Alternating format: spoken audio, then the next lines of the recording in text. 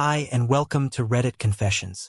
This story begins with the sound of my wife laughing, but not at home.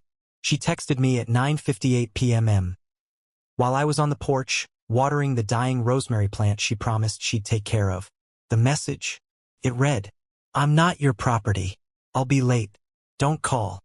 No name, no emoji, no explanation, but there was laughter behind her text. Not from her, but from someone with her. A man. Deep voice. Confident. Close. Like he didn't care I'd hear him. I don't know why, but I played the voice message she accidentally attached. 5 seconds of background noise that changed everything. Laughter. Her voice. And then him. He won't do anything. He never does. And maybe he was right. Maybe I was the man who never did anything. Never checked her lies. Never pressed when the math didn't add up. Never asked why she now locked her phone at night, or why she started wearing makeup just to go get gas. Could have waited. Let it build. Let her dig herself deeper. But something inside me, something tired, took over. I texted back, "I'm not your husband anymore. Don't come back." Then I turned off my phone. Just shut it down completely. No buzzing. No lights. No more waiting around to be hurt one more time. 10 minutes later, when I turned it back on, there were 20 missed calls. She wasn't laughing anymore. When I finally turned my phone back on, the notifications didn't hit all at once. It was like the device itself needed a second to understand what had happened. Then, suddenly, they came, messages stacking over each other, call alerts flooding in, her name flashing again and again. 20 missed calls, 3 voicemails, 5 new texts. The last one just said, "What do you mean don't come back? Daryl? Answer me." She only used my name when she was scared. I didn't respond. Instead, I sat there in silence, staring at the kitchen wall like it might somehow explain how I ended up here. Married to someone I clearly didn't recognize anymore. I thought of our wedding day. She wore silver flats instead of heels because she said, "Comfort matters more than vanity." That version of her would have laughed at the woman she had become. Heels so high she couldn't walk straight, ego sharp enough to cut through any apology. I walked down the hall past our shared bedroom. The door was half open. I hadn't gone in there since she started sleeping on her side, like it was enemy territory. I pushed it open fully, flicked on the light, and that's when I noticed something strange. Her closet was open, and half her clothes were gone. At first, I thought maybe I was imagining things. Maybe laundry day. Maybe dry cleaning. But then I noticed something worse. The small suitcase. The navy one with the broken zipper, gone. And her spare keys were missing from the hook near the door. She had already planned to leave before she sent that text. "Don't call," she'd written, because she knew I'd try. Because she knew she wasn't coming home. She had already chosen him. Suddenly, those 20 missed calls weren't panic over a breakup. They were fear that I'd found out before she could control the story. I opened her nightstand drawer. She never let me near it. Inside was a second phone, one I'd never seen before. Burner. No case. No wallpaper. Just a list of unsaved numbers and messages from a contact named L. I opened the most recent thread. The last message said, "He won't know anything. I'll be out before midnight." So I sat back, cracked my knuckles, and smiled for the first time in months. Because now I knew exactly what she was running from. And I had no intention of letting her rewrite this story. I sat with that second phone in my hands for almost 15 minutes. Not saying a word. Just breathing. Just processing. Her whole second life was sitting in my palm. A life she thought I'd never discover.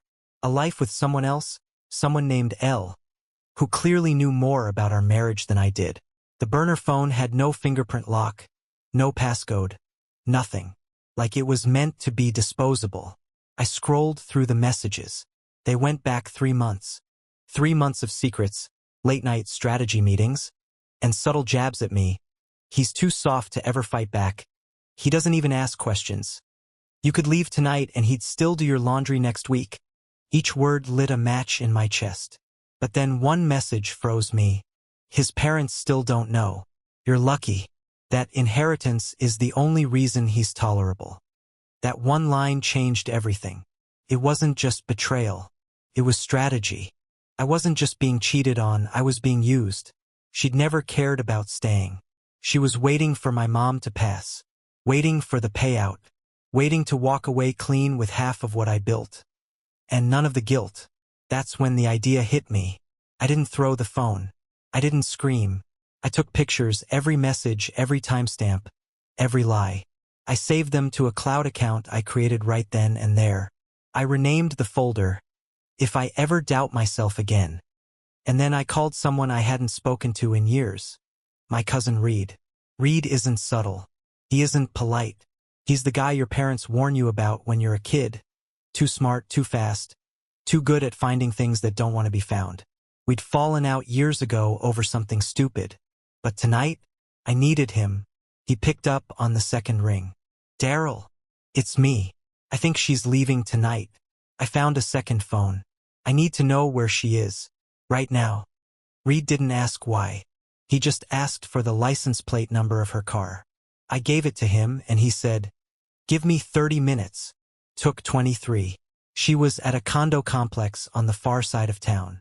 Not downtown, not upscale, the kind of place where people rent by the month, no questions asked. Reed sent me a blurry photo from across the street.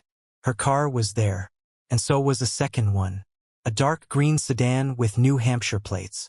Then came the message that made my stomach twist. Top floor. Lights on. Shades open.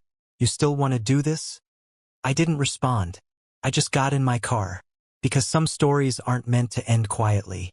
The drive to the condo felt unreal. My hands were steady, but my brain kept skipping ahead.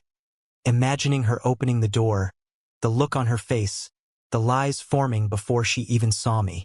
My car moved through the city like I was watching someone else drive it, like I was just a passenger in the worst night of my life.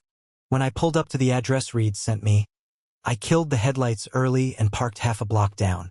Her car was there. His too. I double-checked the plates. I sat for a full minute just watching the building. No movement at the windows, no shadows crossing the blinds. Just soft, dim light glowing out of the top unit. It looked like a room that wasn't worried about being seen. I wasn't going to knock. That wasn't the point. I wasn't there to beg. I wasn't even there to yell. I just needed to see it, to make it real. You'd be amazed how far denial can stretch when you're desperate to preserve a lie. I walked up the narrow stairwell quietly, 3 floors up. No elevator. The paint was peeling, and someone had scratched a name into the wall on the second landing. Lana, 2020. When I reached the top, I paused outside the door. Apartment 3C. I didn't hear anything. No voices. No music. Just that eerie silence that comes with heavy walls and bad choices. And then I noticed something strange. The door wasn't shut all the way. Not wide open, but not locked either. I pushed gently. It creaked. Not loud, but enough to make the hairs on my arms rise. The hallway was dark, but I could see into the living room. 1 wine glass on the table. A second one shattered on the floor. Panic kicked in.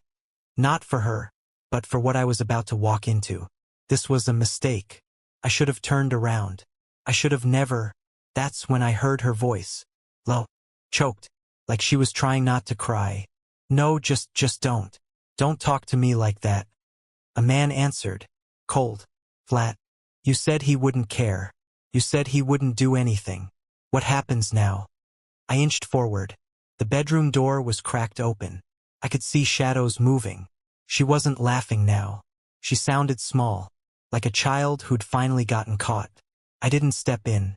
I didn't say a word.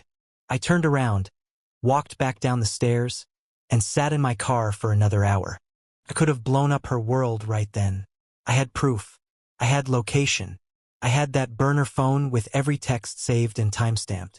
But something in me shifted that night, because I realized she didn't deserve the satisfaction of a breakdown.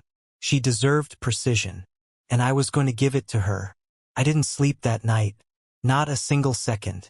I sat in the dark with my phone in one hand and her second phone in the other, scrolling through her messages again, not to hurt myself, but to study her.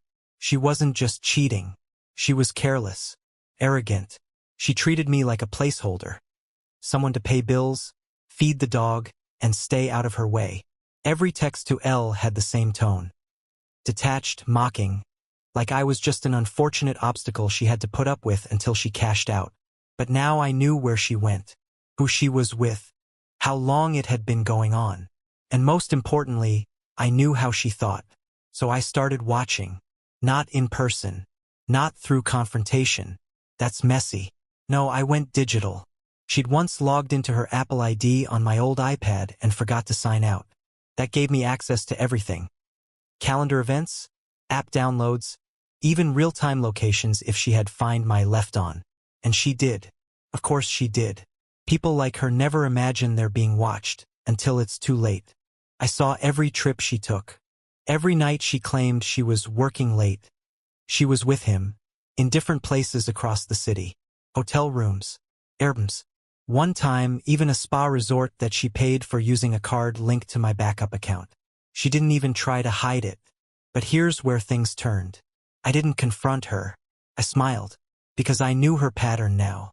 I knew when she'd come home. I knew when she'd be distracted. And I used that time to prepare. First, I spoke to my lawyer, a woman named Sierra who does divorce like it's a contact sport. She took one look at the evidence and said, "If you stay calm, I can get you everything." Second, I spoke to my mother, the one my wife was waiting on, the inheritance target. She's not dying, by the way. She's just a quiet woman who doesn't post her life online.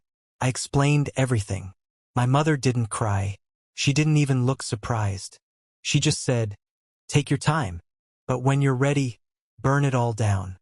And third, and this was the hardest, I started pretending nothing was wrong. I smiled when she came home. I kissed her forehead. I listened to her lies about traffic and deadlines. And when she wasn't looking, I packed away little pieces of my life. Box by box. Password by password. Bank account by bank account. I transferred everything I owned into a trust. Quietly, legally, permanently, because the goal wasn't to explode. It was to disappear beneath her feet without making a sound. And when she finally noticed, that's when the real game would begin. Started small. The charger she always borrowed from my nightstand, gone. The backup toothbrush I kept in the bathroom drawer, gone. My favorite hoodie that she always stole when she was cold, missing. She noticed, but she didn't say anything, because she thought she was still in control. She thought I didn't know. Thought I was still asleep in the marriage she had already checked out of. So when my belongings started disappearing, she didn't confront me. She just watched, closely, nervously, like someone standing on a frozen lake, hearing cracks beneath their feet, but too proud to admit it. A week passed. Then two. I kept smiling. I made her coffee every morning, asked about her meetings, played along when she pretended she was stressed about work. She even tried to initiate intimacy one night, for the first time in months, and I gently brushed her hand away like she was a stranger. I didn't say no. I just said, "I'm tired," and I saw the flicker of something behind her eyes. She wasn't used to rejection, especially not from me. By the third week, the house started to feel colder. Not physically, emotionally. She didn't play music anymore. She barely spoke. I caught her checking the safe in our closet twice when she thought I was in the garage. I hadn't touched it. I didn't need to. Everything important had already been moved. And then, finally, the spark hit the gasoline. I came home late on a Thursday, intentionally, and found her pacing in the kitchen. She turned when she heard the door. "Where were you?" I shrugged. "Just out." She blinked. "Out where?" I smiled. "Now you care." That's all I said. I walked past her, straight to the fridge, pulled out a bottle of water, and left her standing there in silence. I didn't yell. I didn't accuse. I didn't answer anything. And the moment I disappeared into the bedroom, I knew exactly what she was doing behind me, calling him L. I knew the script by now. She'd say I was acting strange. She'd ask if he thought I was seeing someone. She'd hint at finally leaving. But this time, she didn't sound confident. She sounded cornered. She was feeling it. The shift. The control she thought she had was slipping. Not because I took it, but because she never actually had it. I was just letting her believe she did. And now that belief was dying. Quietly, piece by piece. Just like our marriage. It happened on a Sunday. She came home early from yoga. Without a mat, without sweat. And without even realizing she still had the hotel keycard in her coat pocket. She tossed her purse down harder than usual. Her steps were fast. Purposeful. She was about to confront me. I was already in the living room, sitting with my laptop, working. Or at least pretending to. I didn't look up when she walked in. "Daryl," she said. Her voice was shaky, but wrapped in fake confidence. The kind people use when they think they're still in charge of a conversation that already left them behind. I looked up. "Yeah. We need to talk." I closed the laptop slowly. No drama. Just calm. "Sure." She stood there, arms crossed. "Are you seeing someone?" I smiled. Not a wide smile. Just enough to let her know she'd lost control of the question. "Is that what you're worried about?" I asked. "I mean..." She hesitated, glancing around the room, suddenly aware that something felt off. Fewer photos on the shelves. Her favorite wine missing from the rack. "You've been different." I leaned back in the chair and nodded. "Yeah, I have." She shifted her weight. "So, what does that mean?" I paused, then gave her the softest blow I could. "It means I know Evelyn." That name hung in the room like a thunderclap. She froze, visibly, hands clenching, jaw locking. "Know what?" I tilted my head. "That you're not going to yoga. That Elle isn't a woman. That you've been preparing to leave since March. That you've been making backup copies of our joint financial records and texting him from a second phone you kept in the nightstand." Her face drained. Gone was the bluff. Gone was the performance. Now she was just standing in the middle of the room, exposed, cornered, helpless. "You've gone through my things?" "No," I said calmly. "I went through the things you left lying around because you thought I was too stupid to notice. There's a difference." She opened her mouth, closed it, sat down slowly like her legs had stopped working. "You've known this whole time?" I nodded. She shook her head. "Then why didn't you say anything? Why act normal?" I leaned forward, resting my elbows on my knees. "Because I needed time. To move the money. To shift the legal ties. To reroute the business accounts.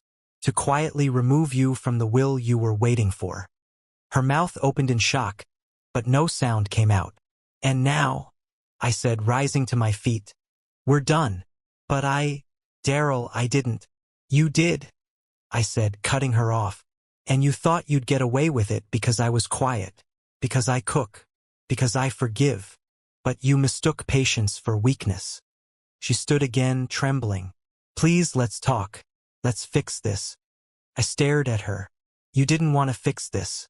You wanted to escape without consequence." Then I handed her an envelope. Inside, copies of the texts, legal documents, the name of the attorney representing me, and a rental lease for a furnished apartment across town, already paid for 3 months in advance. "You don't live here anymore," I said. "And tomorrow the locks change." She looked at the envelope like it was a bomb. "You can't be serious." "I've never been more serious." She didn't cry. She didn't scream. She just walked out and never came back. But the story doesn't end there. It's been 8 months. I live in a smaller house now. No shared closets. No ghosted dinner plates. Just me. A dog I adopted on a random Tuesday, and a new coffee machine that doesn't remind me of anyone. Some people say revenge is loud, flashy, destructive. Mine was silent, clean, legal. I never raised my voice. I never embarrassed her. I simply made it so that every door she thought she had access to closed. She didn't fight the divorce. She couldn't. My lawyer was too good, and her paper trail was too sloppy. In the end, she left with exactly what she brought into the marriage. Nothing. As for Elle, he disappeared the moment she lost the house, the money, and the illusion of power. No apartment. No romantic new life. Just silence. I guess he liked the game, not the prize. Sometimes I still catch myself standing in the kitchen at night, out of habit, waiting for a message that will never come. But then I remember that message, her last one, the one that started it all. I'm not your property. I'll be late. Don't call. And I smile, because she was right. She was never mine. And now, I'm finally mine again. If you've ever been in a situation where someone underestimated you, or tried to quietly betray you, tell us about it in the comments. What did you do? What would you have done? We read everything.